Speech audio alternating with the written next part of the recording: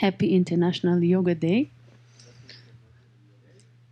So we start the day with the satsang and continuing the teachings on the third chapter of the Bhagavad Gita that we've been studying in the last 2 days. And this is the chapter on karma yoga, the yoga of action.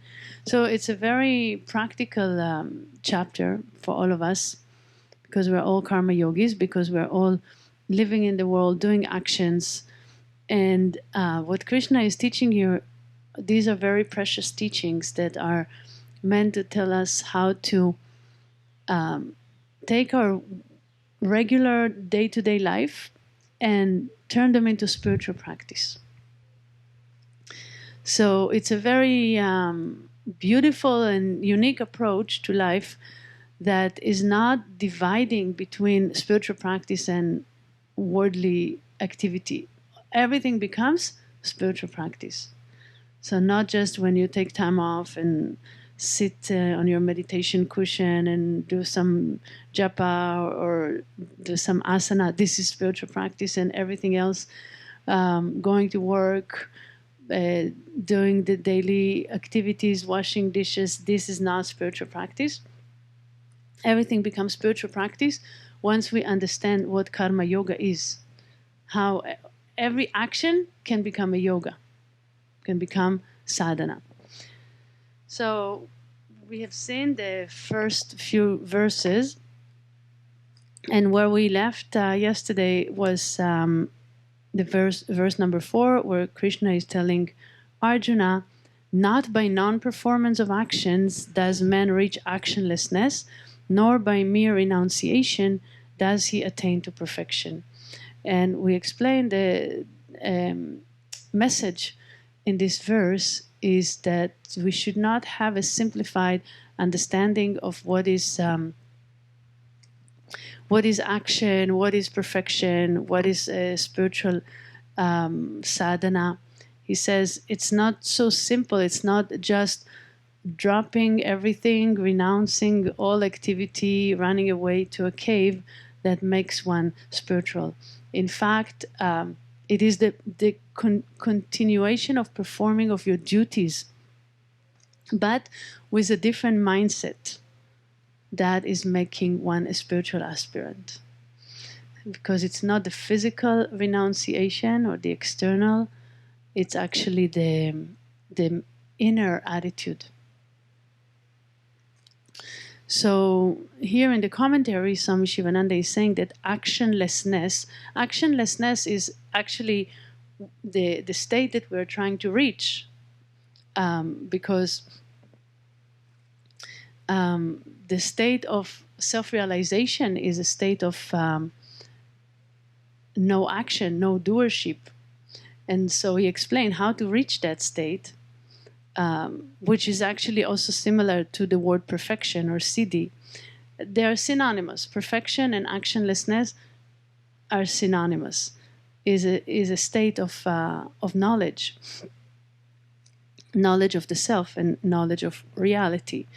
And so he says, the sage who has attained to perfection or reached the state of actionlessness rests in his own essential nature as existence, knowledge, bliss absolute, or Satchit Ananda Swarupa.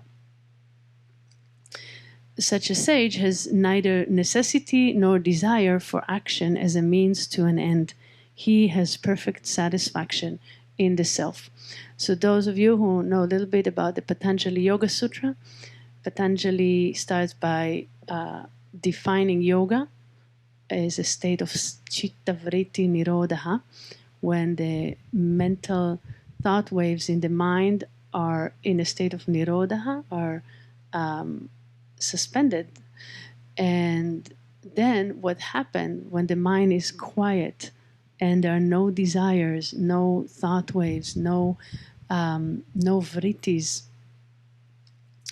He says in the next verse, Tada drashtuhu swarupe vastanam. Then the seer, the yogi, abides in his or her own essential nature. So the main thing that is preventing us from abiding in our own essential nature is the mind that is restless, that is full of vrittis and agitated. But when the mind is quiet, just like you make the lake quiet with no waves, then you can see the bottom. The bottom, what you can experience or be when the mind is quiet is your real nature, which here he says is Satchit Ananda, Svarupa, the essential nature, the Swarupa of you is absolute existence, absolute consciousness, and absolute bliss. And this, to know your essential nature, is what we call perfection or actionlessness. And this can be done whether you're very busy with activity externally or sitting in silence and not moving the body. So it's really not about whether you move the body or not. Ultimately, it's about whether you know your nature or not. So he says, for a sage who knows, like someone like Swami Sivananda, Swami Vishnudevananda, in a state of self-knowledge, to us, from looking from outside, it may look like they are very busy, engaged in activity, but from his perspective, he's in a state of actionlessness because he's not the doer. Maybe the body is moving, doing things. Maybe the speech is engaged in activity. Usually they engage in very beneficial activity. They teach, they share knowledge, they chant. But from their perspective, it's just the movement of the body, movement of the speech, even the movement of the mind is not who they are. So such a sage can be in a position of the silent witness who is observing all the activities. But for us, for spiritual aspirants who are still on the journey to attain that perfection, he's actually recommending to positively and enthusiastically engage in activity that is sattvic by nature. The activity that is prescribed to us. The Vedas are prescribing duties to everyone, depending on your stage of life, depending on your caste, or you can say vocation, or the gunas that we're born with, the tendencies. So already the Vedas are prescribing to us duties. And here he says the secret for success in spiritual life is to know what your duty is, whatever it may be. In the case of Arjuna, it was to be a warrior. In the case of each one of us, it's something different. But know what it is and then do it in the spirit of karma yoga, with enthusiasm, with devotion, and offer whatever you do, offer to God. He says, it's so simple, actually. You know, one day, just recently, maybe a month ago, Swami Sivananda told me, there is a sadhana that is so simple. And it does not require any special accessories or you don't need to travel to a cave or to have a very fit body or very sharp mind. It's very, very simple. Just offer everything to God. Everything that you do, offer to God. And even though it's so simple, it's extremely beneficial. It takes you to the highest. He says, I don't understand why not everybody is doing it, because it's clearly the message of the Bhagavad Gita. Just whatever you do, offer to God. And so Swami Shivananda says, one attains to the state of actionlessness by gaining the knowledge of the self, self-realization, Atma Satchakara, the knowledge of the Atman, is the way to attain perfection or moksha or bliss. This is why Arjuna was confused, because he says, I know that knowledge is the only way for highest bliss, and I would like to have the highest bliss.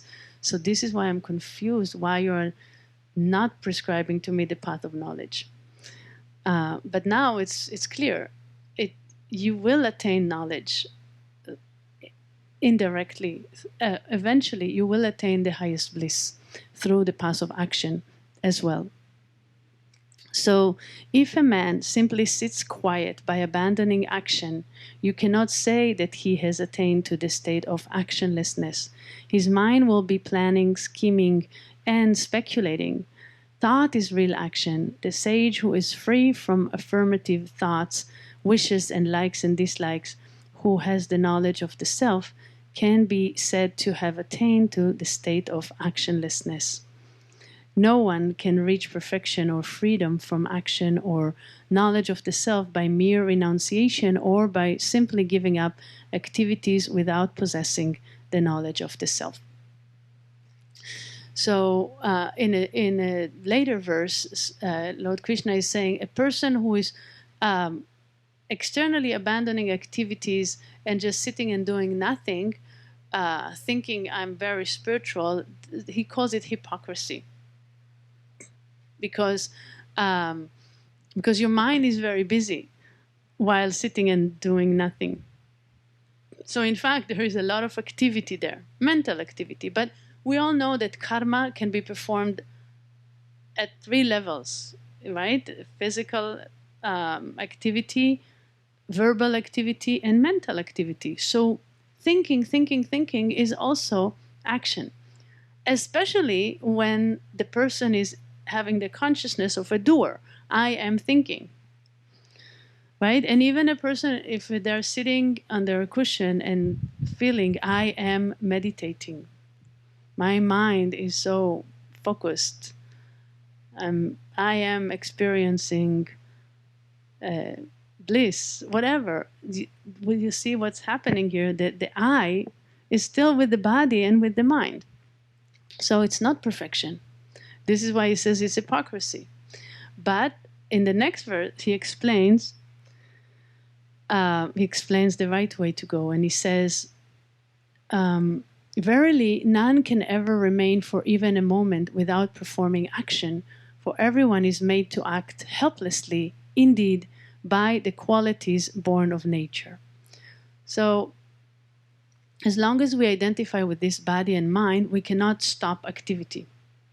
We cannot stop activity of the body, nor can we stop the activity of the mind. The body and the mind are made to act by the qualities of nature, the 3 gunas. The 3 gunas are, everything is made of the 3 gunas.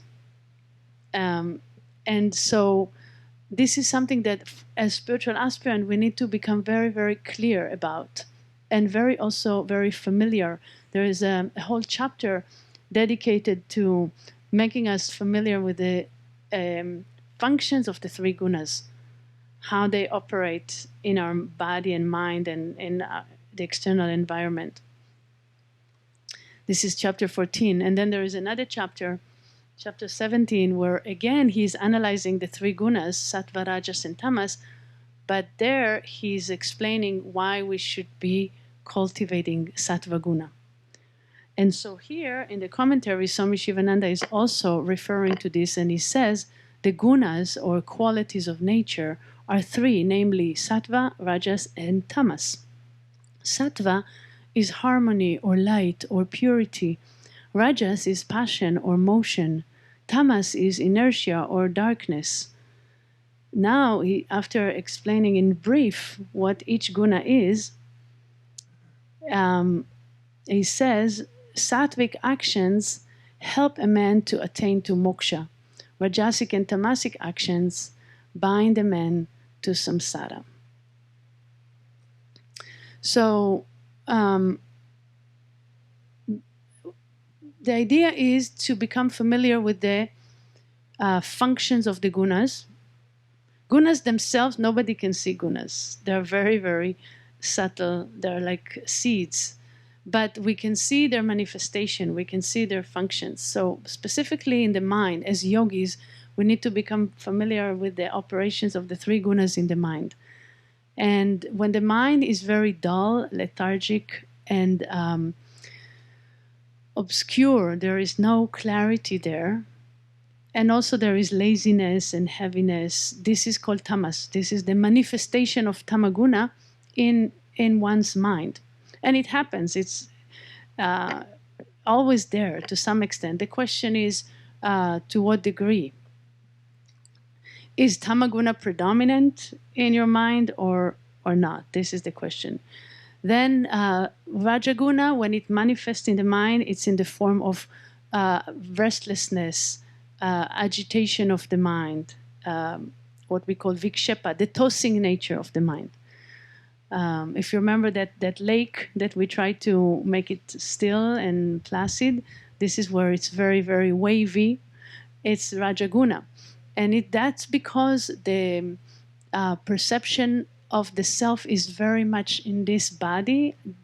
So then obviously, naturally, the person would have multiple desires and attachments, and the selfishness will be there. And then this is also very familiar to us, right? Then Sattvaguna is a quality where the mind is in harmony and is serene, and there is joy, there is a